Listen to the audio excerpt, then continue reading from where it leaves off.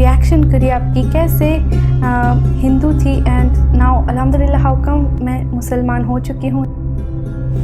बेशक अल्लाह जिसे और जब चाहता है हदायत अता फरमा देता है। रिएक्शन कुड़ी नामी चैनल पर मुख्तलिफ वीडियोज़ पर रिव्यू देने वाली भारतीय लड़की कृष्णा भी हदायत पा चुकी। हमारी ये यूट्यूबर बहन कुछ अरसा पहले तक कैसी थी, एक ख्वाब ने कैसे ज़िंदगी बदल डाली और अब अल्लाह से क्या मांग रही हैं, सब कुछ उन्हीं की ज़ुबानी जानते हैं।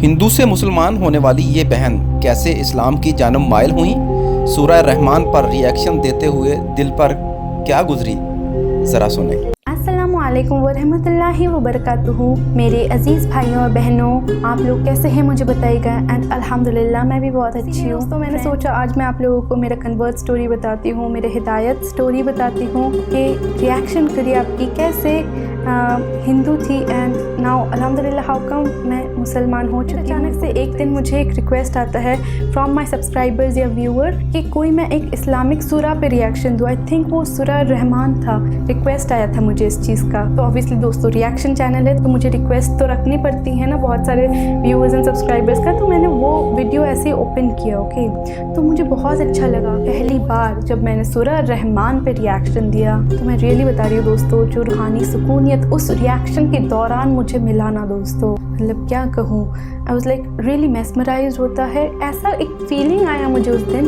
कि जैसा दुनिया में कभी फील ही नहीं हुआ दोस्तों। मैं एक रात सोई हुई थी, ख्वाब में एक औरत आई, पीछे जलती हुई आग दिखाई और नौज़ बिल्लाह कुरान पाक को उसमें जलाने पर उकसाने लगी। फिर मैंने क्या किया, रिएक्शन कुड़ी ने सारा वाक़या बता दिया। दोस्तों कुछ महीने पहले मैं सो रही थी एक बार रात को एंड मेरे सपने में सडनली एक मंजर आता है। इसमें एक औरत का साया या फिर औरत बोल लो, मैंने उस औरत को पहले नहीं देखा है। वो मुझे उकसा रही थी। वो औरत मुझे बोलने लगी पीछे देखो आग जल रहा है एंड एक कुरान था।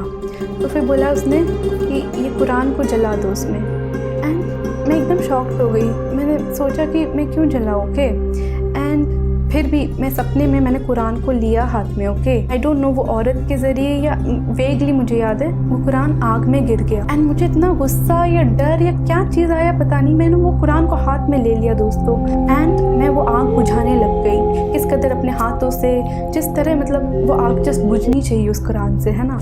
तो मैं वो करने लग गई। मेरा हाथ भी जले बट वो कुरान नहीं जलना चाहिए।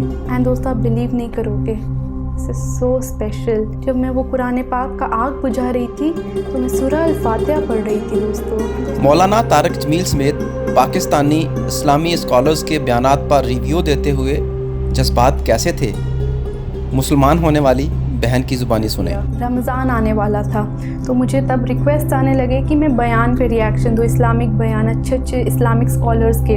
तो जाहिर सी बात है मेरे सब्सक्राइबर्स ने रेकमेंड किया मौलाना तारिक जमील सर के बयानों पे रिएक्शंस दूँ, फिर पीर साकिब रज़ा मुस्तफ़ी के बयानों पे रिएक्शन दूँ, फिर तारिक मसूद सर के बयानों पे रिएक्शन दूँ, जाकिर नाइक के वीडियोस पे रिएक्शन दूँ। ऐसे बहुत सारे बयान एंड इस्लामिक स्कॉलर्स का आ रहा था मुझे रिक्वेस्ट। तो उसके बाद मैंने बयान पे रिएक्शन देना स्टार्ट कर दिया। पर दोस्तों जब भी मैं रिएक्शन देती थी ना बयान का, तो वो जो 10 मिनट का सपोज बयान है तो वो तो मैं कैमरे के सामने रिएक्शन तो दे देती थी, बट अपार्ट फ्रॉम दैट पूरे दिन भर जो बयान का कई बातें होते थे ये सारे इस्लामिक स्कॉलर्स का, कहीं ना कहीं मेरे माइंड में ये घूमता रहता था। फिर धीरे धीरे मौलाना तारिक जमील के कौन से बयान से बचपन से एक सवाल का जवाब ढूंढती हुई इस बहन को क्या मिला।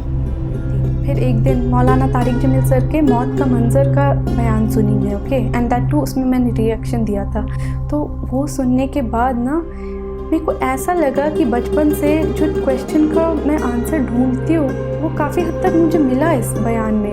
बेसिकली मैं बचपन से ये सब सोचती थी कि आफ्टर लाइफ क्या होता है, आफ्टर डेथ, अगर डेथ तक ही सब कुछ है तो फिर तो मैं कुछ भी गुनाह कर लूँ इस दुनिया में मुझे कुछ होगा ही नहीं, है ना दोस्तों। वो कर्म इस दुनिया में होगा फिर बाद में क्या है ना दोस्तों। तो मुझे यही क्वेश्चन का डाउट रहता था कि there has to be something beyond death. Death के बाद होना कुछ ज़रूर इम्पॉर्टेंट है ना दोस्तों, क्योंकि ऑब्वियसली डेथ के बाद अगर कुछ है ही नहीं तो मैं क्यों इम्प्रूव हूँ, क्यों एक अच्छे इंसान बनने की तलब होगी होगी भी क्यों मुझे, है ना दोस्तों। तो ये सब बयान सुन के मेरे को काफ़ी हद तक मेरा जो कॉन्सेप्ट था साइंस को लेके, फिर द क्रिएटर को लेके काफ़ी हद तक सॉल्व होने लगा, मुझे लगा।